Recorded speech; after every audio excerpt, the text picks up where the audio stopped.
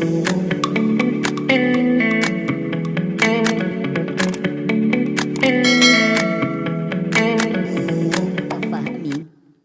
coba dipikir, ada enggak teman kita yang seumuran yang sudah meninggal sebelum ketemu Ramadan ini? Ada kan? Nah pertanyaannya, kenapa mereka yang meninggal bukan Anda yang meninggal? Coba, kenapa kok bukan Anda yang meninggal? Kenapa harus mereka yang meninggal? Nah maka dari sini kita bersyukur kepada Allah. Karena ketetapan takdirnya Allah menjadikan mereka meninggal dan kita tetap masih hidup. Yang dengan kita masih hidup ini menurut Al-Imam Ibnu Katsir rahimahullahu ta'ala, ini modal terbesar kita untuk selamat dunia akhirat. Karena apabila kita masih hidup, kita bisa beristighfar. Apabila kita masih hidup, kita bisa berpuasa. Apabila kita masih hidup, kita bisa bertobat kepada Allah. Kita bisa bersujud kepada Allah. Kita bisa berzikir kepada Allah Ta'ala. Yang itu tidak mungkin bisa dilakukan oleh mereka yang sudah meninggal dunia. Maka syukurnya di sore hari ini harus lebih-lebih. Banyak bersyukur karena mereka sudah meninggal. Kita oleh Allah masih dikasih kesempatan hidup. Alhamdulillah.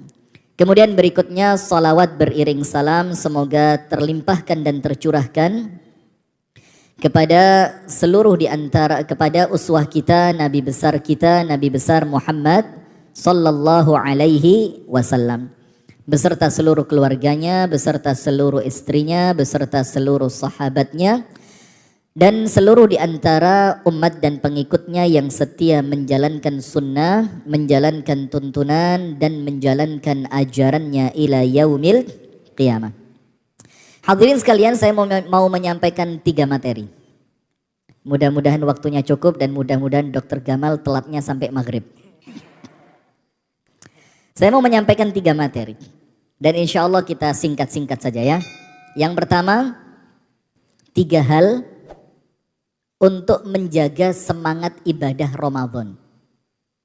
Karena biasanya di tempat kita dan boleh jadi kita pelakunya, Ramadan itu semangat cuma 4 hari. Tarawih pertama, tarawih kedua, tarawih ketiga, tarawih keempat, kelima, mulai. WA Ustadz, tarawih kalau di rumah boleh enggak? Mulai. Nanti hari berikutnya tanya lagi, Ustadz tarawih kalau enggak 11 Ustadz cuma witir saja boleh enggak? Hari terakhir tanya, Ustadz kalaupun puasa enggak tarawih masih sah kan puasanya? Nah ini jangan-jangan yang sempat tanya sama saya panjenengan juga orangnya. Pertanyaan terakhir, Ustadz kalau puasa enggak tarawih sah kan gitu. Nah maka karena semacam itu, maka di masjid-masjid kita juga kita lihat kan. Baitur Rahmah ini, mana Pak Ketua Takmir coba. Baitur Rahmah ini, malam pertama tadi malam tarawih berapa soft? Penuh. Malam 17 berapa soft? Ada kemajuan. Berapa kalau kira-kira malam 17 gitu berapa soft?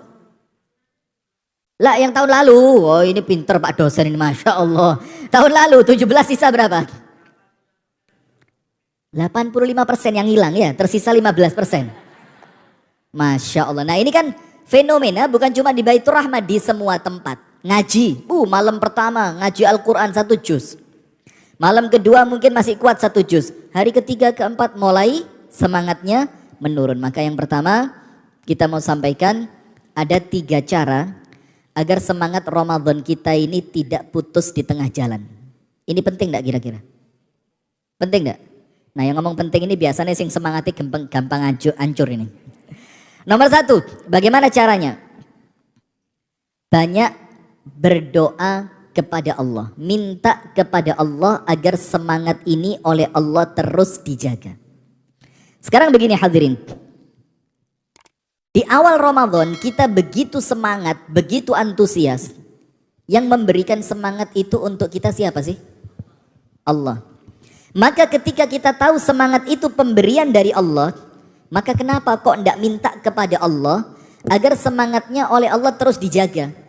Agar semangat ini oleh Allah terus dikasih.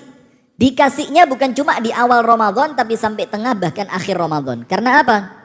Karena inti perburuan kebaikan Ramadan itu di 10 hari yang terakhir. Karena ada yang namanya Lailatul Qadar. Nah maka minta sama Allah. Sebagaimana Allah berikan untuk kita semangat itu di awal Ramadan, kita minta ya Allah berikan semangat ini sampai akhir Ramadan. Minimal doanya 3. Doanya minimal berapa? 3. Nomor 1, doa yang Allah sebutkan di dalam Al-Quran, yaitu qulubana ba'da idh hadaitana wa hab lana min ladunka rahmah innaka antal wahhab. Rabbana ya Allah la tuzigh qulubana, janganlah engkau gelincirkan hati kami, ba'da idh hadaitana, setelah engkau berikan petunjukmu kepada kami ya Allah, setelah engkau berikan kemampuan ibadah kepada kami ya Allah. Wahab lana min ladunka rahmah, dan berikan rahmat untuk kami dari sisimu ya Allah. Innaka antal wahhab, sesungguhnya engkau ya Allah zat yang maha memberi. Itu doa yang pertama, dan ini doa yang harus banyak dibaca pada bulan Ramadan. Baca Rabbana hablana min azwajin Rabbana. Ini kalau ngelihat perempuan ini doanya hablana min azwajina terus ya. Kenapa ini tirainya dilepas? Subhanallah. Biasa kalau tidak Ramadan malah dipasang, Ramadan malah dilepas ya. Ini betul-betul perang melawan hawa nafsu. Rabbana la tuzigh qulubana ba'da idh hadaitana wa hab lana min ladunka rahmah innaka antal wahhab. Doa yang kedua. Doa yang kita gunakan untuk zikir setiap selesai sholat fardu. Dan saya yakin semua hadirin sudah hafal. Apa doanya? Ini doa yang Rasul ajarkan kepada Mu'adz ibnu Jabal. Rasulullah mengatakan, ya Mu'adz, inni uhibbuk. Fala tada'anna dubura kulli salatin an taqul, Allahumma a'inni ala zikrika wa syukrika wa husni ibadatika. Rasulullah memanggil Mu'adz, Mu'adz sini. Ya Mu'adz, inni uhibbuk, aku cinta sama kamu, kata Rasulullah. Coba bayangin. Ini Rasulullah ngomong cinta kepada siapa? Sayyiduna Mu'adz ibnu Jabal. Rasul bilang, Mu'adz, aku cinta sama kamu wahai Mu'adz. Maka wahai Mu'adz, jangan sekalipun engkau tinggalkan setiap engkau selesai dari sholat fardu untuk engkau mengucapkan satu doa.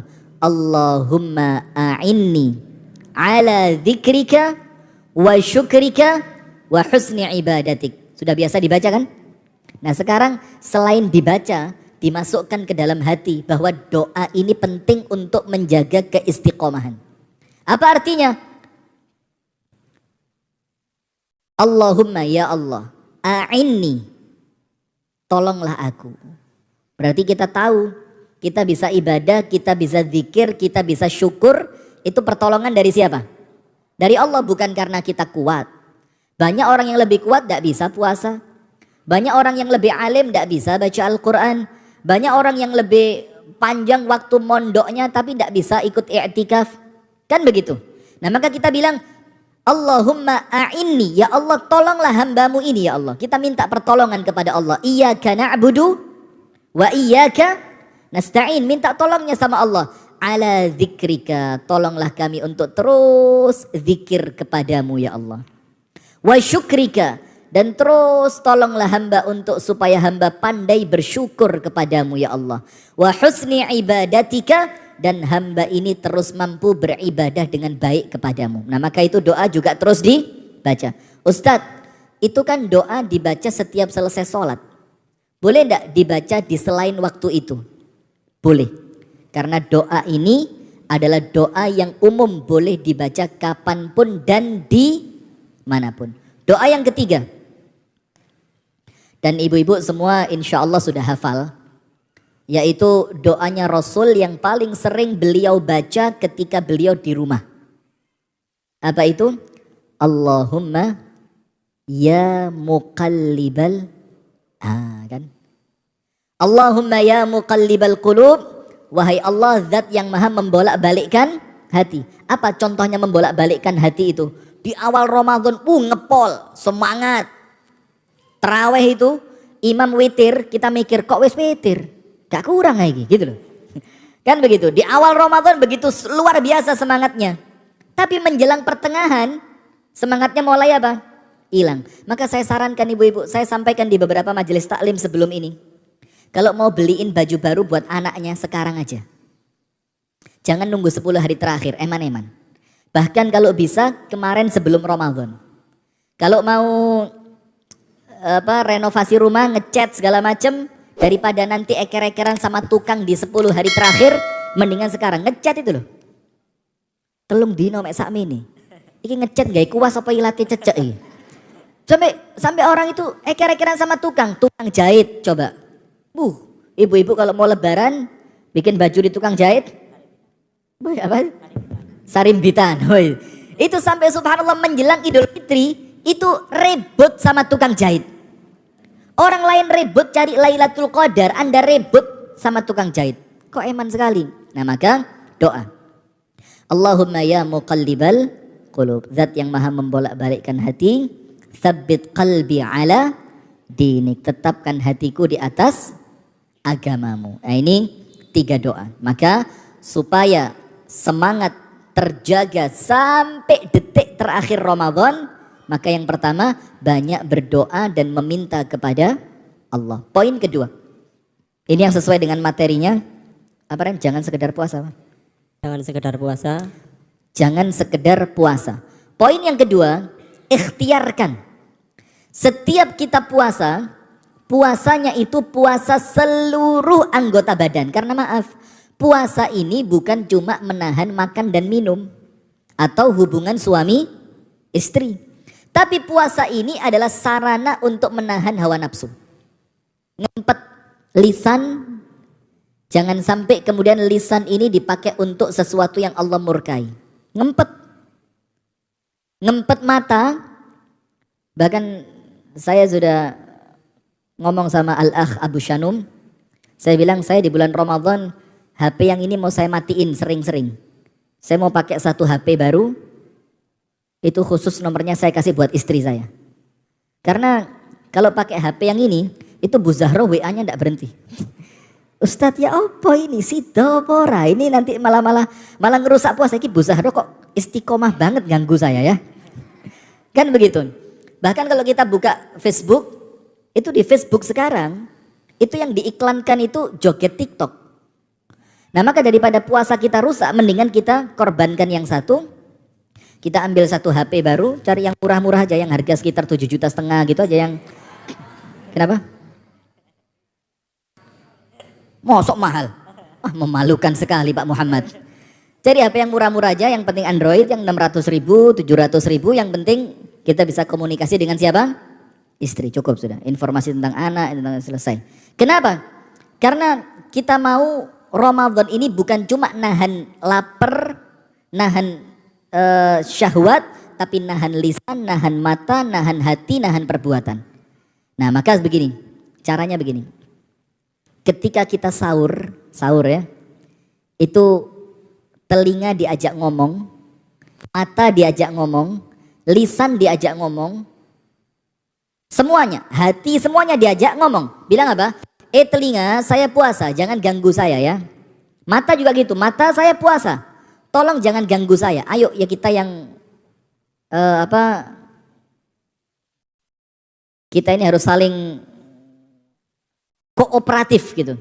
Lisan juga, lisan yang kooperatif ya. Tolong kalau ada perempuan lewat antara baju sama jilbabnya nggak matching, udah nggak usah diomongin, biarin. Itu urusannya dia, nggak usah ikut komentar begitu. Nah, kenapa hadirin kita perlu puasa? Selain puasa perut, kita perlu puasa seluruh anggota badan. Apa Rasul katakan? Berapa banyak orang yang puasa, dia tidak mendapatkan apapun dari puasanya kecuali apa? Lapar dan dahaga. Kenapa begitu? Ada hadisnya, man lam yada' qaula zur wal amala bihi wal jahla falaisa lillahi hajatun fi an yada'a ta'amahu wa syaraba. Orang yang tidak mampu meninggalkan ucapan dusta, perbuatan yang dusta, dan amalan yang sia-sia. Sia-sia itu apa? Puasa, tapi lebih banyak ngobrolnya dibanding baca Al-Qur'annya. Puasa, tapi lebih banyak tidurnya dibandingkan ibadahnya, itu sia-sia. Maka bagaimana? Maka kita perlu menjadikan puasa kita ini puasa yang totalitas. Ahlan, dokter, langsung sini, Dokter Gamal. Antum jangan duduk situ, nanti ibu-ibu ngelirik. Ahlan wa sahlan Bahaya. Dokter Kamal. Assalamualaikum, khair. Itu mic antum. Puasa nggih, Dok? Puasa. Kelihatannya kayak puasa. Enggak, Zat, lanjut, Zat. Nah sudah, maka yang kedua, untuk menjaga semangat Ramadan, bagaimana caranya? Jangan cuma puasa perut. Karena orang yang puasa perut tidak menjamin puasanya sukses. Karena Rasulullah mengatakan, barang siapa tidak mampu meninggalkan ucapan dusta, perbuatan sia-sia, Allah tidak butuh dia puasa. Apa arti Allah tidak butuh dia puasa? Allah tidak akan memberikan pahala untuk puasanya dia. Berarti puasanya diterima atau ditolak? Ditolak. Sementara kalau puasa itu ditolak, dia tidak akan langgeng semangatnya. Karena ibadah yang diterima, apa hadiahnya? Allah berikan dia kemampuan untuk melakukan ibadah berikutnya. Contoh, sholat asar, sholatnya sama Allah diterima. Apa yang terjadi? Zikir ba'dal asar itu mudah. Misalkan lagi, sholat maghrib sama Allah, sholatnya diterima. Ba'diyah maghrib itu ringan. Karena senantiasa seperti itu. Karena hadiah dari Allah untuk ibadah yang diterima, Allah ringankan dia untuk melakukan ibadah yang berikutnya sampai meninggal husnul khatimah. Nah maka yang kedua, biar semangat Ramadannya terus ada, ikhtiarkan puasanya puasa seluruh anggota badan. Dan tidak usah 3 hari, 1 hari tok. Karena kalau 1 hari sukses, hari kedua Allah yang mudahkan. Hari ketiga, keempat, seterusnya, insya Allah semangatnya tetap langgeng. Yang ketiga, nomor 1 peti doa. Nomor 2, usahakan puasanya bukan cuma puasa perut dan kemaluan, tapi puasa seluruh anggota badan. Kalau bahasa yang paling pas untuk kita, ngempet. Karena jujur kita ini ndak gosip itu ngempet. Ndak ngelihat yang haram itu ngempet. Maka ngempet sehari aja, hari kedua lancar insya Allah. Yang ketiga, usahakan setiap ibadah yang kita lakukan itu ibadah zahir dan batin. Mohon maaf ya, saya ini bukan mubalek yang suka usil. Itu bukan ciri saya. Saya tidak pernah usil sama orang. Seorang mau ngapain, monggo saja. Yang penting saya tidak ganggu Anda jangan ganggu saya. Anda mau puasa 4 hari yang lalu, tidak apa-apa, terserah juga. Anda mau puasa ikut yang Islam abangan tadi, gak kate poso moro-moro riyoyo gitu, yes monggo juga, sakarepmu juga ya. Nah tapi kemudian ada sedikit fenomena di bulan Ramadan yang nampaknya cukup mengganggu. Dan itu viral mulai 4 tahun yang lalu. Ada di suatu tempat, direkam, ditayangkan, diviralkan, bahkan masuk di berita nasional, sholat tarawih 23 rakaat selesai dalam waktu sekitar kurang lebih 7 menit. Lah ini serius, ini bukan urusan kita ini. Diterima atau tidaknya ibadah itu urusannya siapa? Allah. Tapi nampaknya kok ibadahnya cuma ibadah zahir ya. Yang penting selesai, yang penting 23, yang penting terawih. Sementara makna batin dari ibadah itu kok sepertinya tidak masuk. Ceritanya Ali bin Abi Thalib yang ketika mau sholat itu ndredeg sampai pingsan, itu kok namanya tidak dapat di sana. Ceritanya Abu Bakar As-Siddiq yang kemudian ketika disuruh ganti sholat oleh Rasulullah ketika Rasulullah sakit, kemudian ibunda Aisyah protes, ya Rasul jangan, bapakku ini nangisan. Apalagi ketika sholat, kok nampaknya tidak masuk di situ. Kemudian ceritanya Umar yang sholat baca ayat tentang adab sampai pingsan 3 hari. 3 hari pingsan. Tidak tahu kalau menurut ilmu kedokteran apa ini. Pingsan sampai 3 hari tidak bangun. Ini kok nampaknya tidak masuk ke sana. Karena apa? Ibadahnya sekedar ibadah zahir. Maka kalau Ramadannya mau sukses, ibadah zahir dan batin. Contoh yang lain. Yang punya target baca Al-Quran. Kalau sehari 1 juz itu nampaknya normal ya, easy, biasa. Tapi ada yang kemudian ingin lebih dari itu. 1 hari diikhtiarkan sampai 3 juz.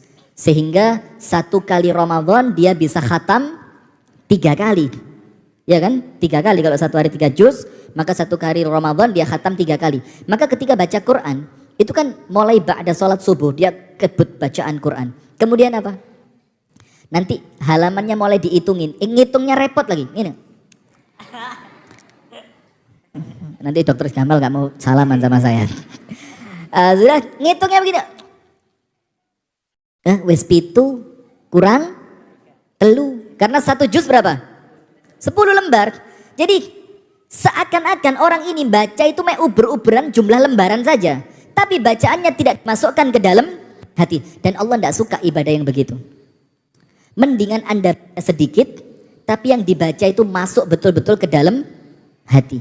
Mendingan Anda baca sedikit, tapi yang Anda baca itu betul-betul berkesan dan betul-betul lihat dabbaru. Betul-betul ayat-ayat itu kita apa? Tadabbur. Nah, maka ini 3 cara agar kemudian semangat Ramadan kita terus membara mulai awal sampai akhir. Nomor 1, banyak berdoa minta kepada Allah.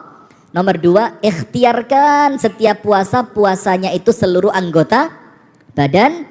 Dan yang ketiga, setiap ibadah yang kita lakukan, jadikan ibadah itu ibadah zahir dan batin. Barakallah.